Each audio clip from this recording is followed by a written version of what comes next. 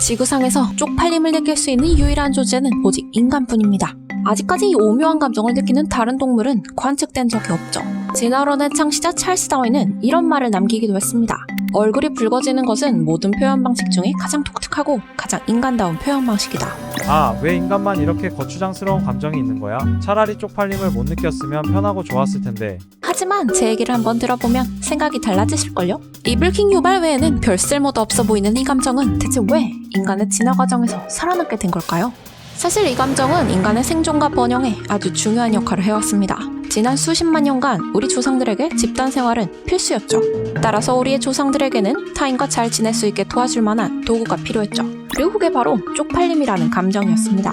우리가 쪽팔림을 느끼기 위해서는 반드시 필요한 전제 조건 하나가 있습니다. 바로 주위에 사람이 있어야 한다는 거죠.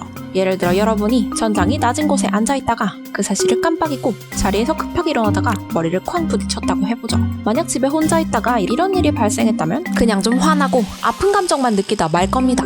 하지만 만약 주위에 사람이 있을 때, 특히 여러분이 잘 보이고 싶은 사람 앞에서 이런 일이 발생했다면 얘기가 달라지겠죠. 아마 아픈 것보다도 쪽팔림 때문에 더 괴로워질 테니까요. 따라서 쪽팔림은 남들의 반응을 신경 쓰는 것에서 출발한다는 것을 알 수 있습니다. 다시 말해 우리가 타인에게 보여주고자 하는 이미지가 훼손되었고 그로 인해 다른 사람들이 우리에 대한 나쁜 인상을 갖게 될 것이라고 인식할 때만 쪽팔림을 느낀다는 겁니다. 이렇게 남들의 반응에 신경 쓰는 사람들과 달리 남들의 반응에 전혀 신경 쓰지 않고 자기 맘대로 행동하는 사람은 무리해서 소외되거나 추방당하거나 심하면 죽임을 당했습니다. 반대로 자신에 대해 타인이 어떻게 생각하고 있는지를 걱정하거나 남들의 시선에 신경 쓰는 구성원들은 생존할 가능성이 더 높았죠. 그 결과 그들은 후대에 자신의 유전자를 남길 수 있었습니다. 결국 쪽팔림은 사회적 결속을 원활하게 해주고 사람들이 서로 잘 지낼 수 있도록 도와주는 역할을 하며 점차 인간의 유전자 풀에서 살아남았다는 겁니다. 쪽팔림은 괴로운 감정이지만 아이러니하게도 우리는 부끄러움을 느끼는 모습을 보여줌으로써 다른 사람들의 호감을 살 수도 있습니다. 한 연구에서 과학자들은 실험 참가자들에게 한 남자가 가게에 진열된 물건을 실수로 쳐서 넘어뜨리는 영상을 보여줬습니다. 하지만 이 영상에는 여러 버전이 존재했죠. 잔뜩 쌓였던 물건들을 넘어뜨린 후 남자가 보인 반응이 영상마다 달랐던 겁니다. 첫 번째 버전에서 남자는 별다른 표정 변화 없이 침착하게 자기가 넘어뜨린 물건을 주워 제자리로 돌려놓은 뒤 자리를 떠났습니다. 이때 참가자들은 남자를 성숙한 사람이라고 평가했죠. 충분히 예상 가능한 반응입니다. 하지만 정말 놀라운 건 두 번째 버전부터였습니다. 이번에 남자는 물건들을 넘어뜨리자마자 얼굴이 빨개지면서 창피한 감정을 드러냅니다. 그리고 나서 물건을 제자리로 돌려놓죠. 그러자 사람들은 이 영상의 남자에게 가장 큰 호감을 느꼈다고 답변했습니다. 심지어 얼굴만 빨개진 채 물건은 그대로 놔두고 자리를 뜬 버전의 영상에서도 남자는 여전히 참가자들에게 첫 번째 영상의 남자보다 더 많은 호감을 얻었죠. 사람들은 남자의 행동을 이렇게 해석했습니다.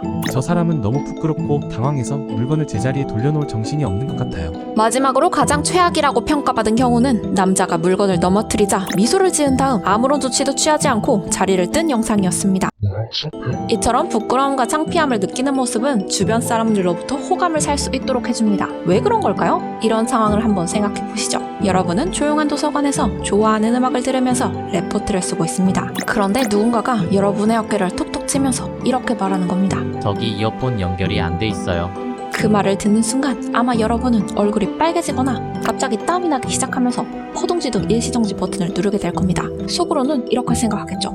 쪽팔려. 주변 사람들은 이미 조용한 도서관에서 울려 퍼지는 시끄러운 음악 소리 때문에 짜증이 난 상태였습니다. 하지만 여러분의 당황하는 모습을 보자 짜증과 화가 눈 녹듯 사라지는 걸 느끼게 되죠. 그건 바로 여러분의 부끄러워하는 모습이 이런 신호를 보냈기 때문입니다. 이건 제가 일부러 그런 게 아닙니다. 저도 제 잘못을 알고 있어요. 다시는 같은 일이 반복되지 않도록 주의하겠습니다. 이게 바로 쪽팔림이 우리 조상들의 집단 생활에 도움이 됐던 이유입니다. 우선 어떤 사람이 쪽팔림을 느끼는 모습은 그 사람의 행동에 기분이 상한 주위 사람들을 달래는 기능을 합니다. 어떤 사람이 부끄러워하는 모습을 보며 주위 사람들은 감정이 누그러지죠. 그 사람이 사회적 규칙을 의도적으로 위반한 것이 아니며 같은 행동이 반복되지 않을 것임을 다른 사람들에게 알리는 역할을 하는 거죠. 두 번째로 우리는 쪽팔림이라는 괴로운 감정을 경험함으로써 다시는 이 괴로운 감정을 느끼지 않기 위해 같은 행동을 반복하지 않으려고 할 겁니다. 이처럼 쪽팔림이라는 감정은 자신에 대한 좋은 이미지를 유지하거나 사회적 규범을 위반하지 않기 위한 효과적인 자기규제 수단으로 작용합니다.